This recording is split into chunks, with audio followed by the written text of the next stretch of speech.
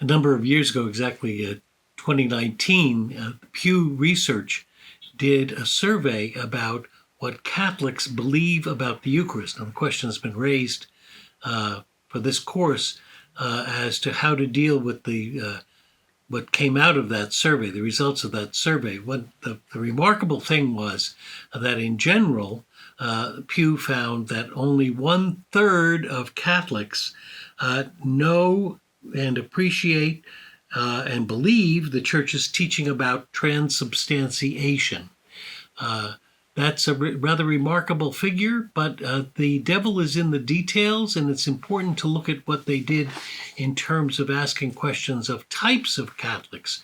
So the 1/3 is a bit misleading because when they asked people how many believed what the Church teaches, that the wine and bread become the body and blood of Christ, of those who attend Mass weekly or more, it was 63% of people who believed what the Church teaches, of whom 58% knew what the Church teaches about transubstantiation.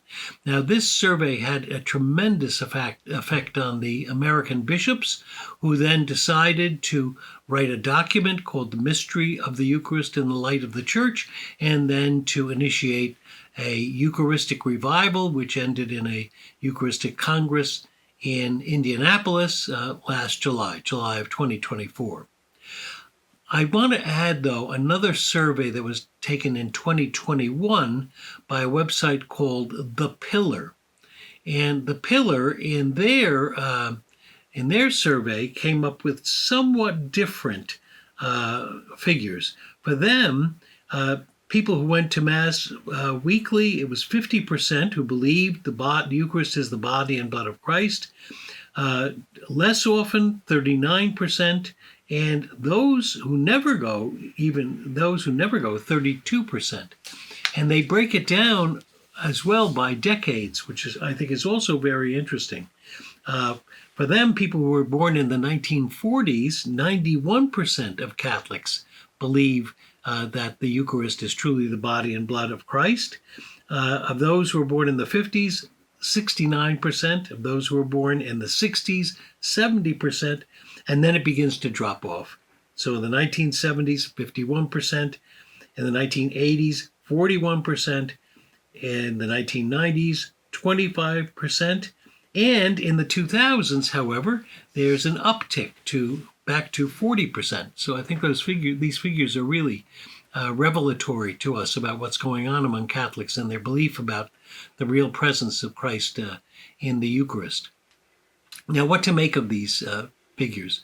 On one hand, you can catastrophize and say that these are disastrous figures in terms of Catholics' belief in the real presence, but it gets very complicated when you begin to question about transubstantiation and what people know about transubstantiation.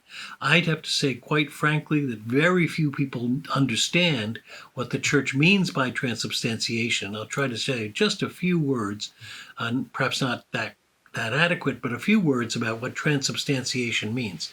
First of all, the Church's teaching, what Catholics must believe, is that the bread and wine at the Eucharist are transformed into the true body and blood of Christ.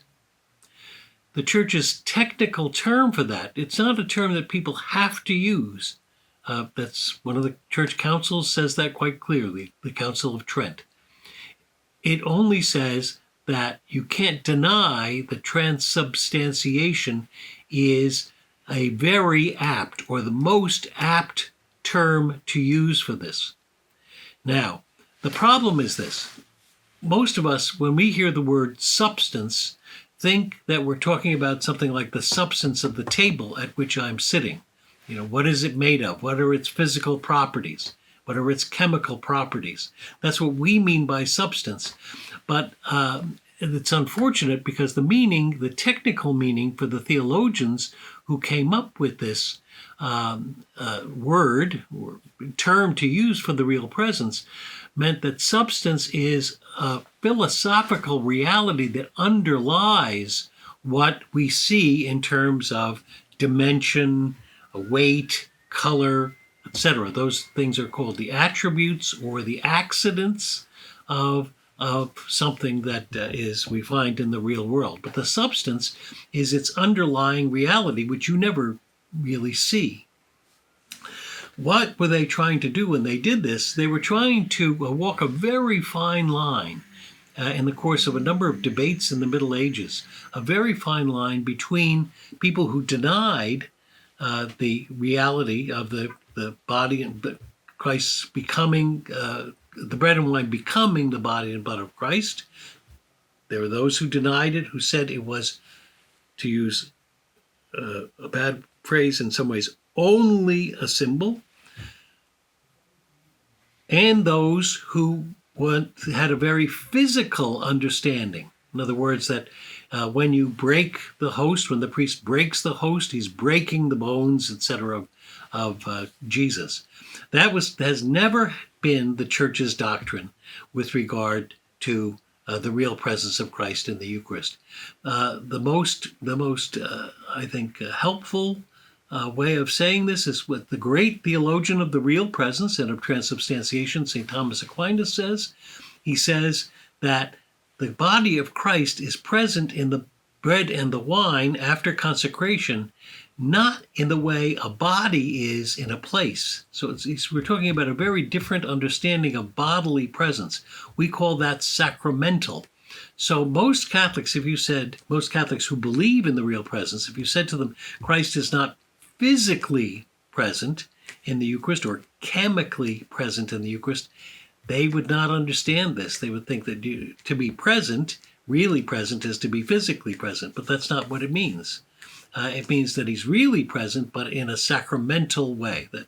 So when if you're chewing the host that you receive in Holy Communion, you're not chewing into the actual physical flesh of Jesus, but you are really communicating in his body and blood. So that's Catholic teaching. Now, obviously, when you look at the figures, especially as I broke it down by decade, when you look at the figures that the Pillar survey came up with, you realize that there has been, until maybe recently, if the statistics are accurate, until fairly recently, there was a very, very poor catechesis on the meaning of the Eucharist. And obviously, in terms of religious education and in terms of preaching, a lot of work needs to be done on this. In the practical and pastoral sphere, it seems to me the best thing that we can do is show enormous reverence and care when we celebrate the Eucharist, which can be celebrated somewhat carelessly, frankly. But to show enormous care and reverence, that's the way we recognize that Christ is present in the Eucharist. Let me use a very, very simple example. One of them is that the Church asks us, when people are coming forward to receive Holy Communion, we're asked to make a bow of the head before we receive communion. It's a way of acknowledging that what we are doing is receiving the true body and blood of Christ. So those are just a couple of ideas in facing this reality. It's a very central Catholic belief that the Lord is truly present to us and that the bread and wine are transformed into his body. But we should also never forget that the final purpose of the Eucharist is not the transformation, and this seems strange to Catholics too, I know, is not the transformation of the bread and wine into the body and blood of Christ. It's the transformation of you and me into the body and blood of Christ. The bread and wine are transformed truly into the body and blood of Christ so that you and I might become the body and blood of Christ for the world, his reality made present in the world, and so that you and I might be united to him and to God in great communion. So it's about both communion with him as individuals and communion with another as a sign of his reality for the life of the world.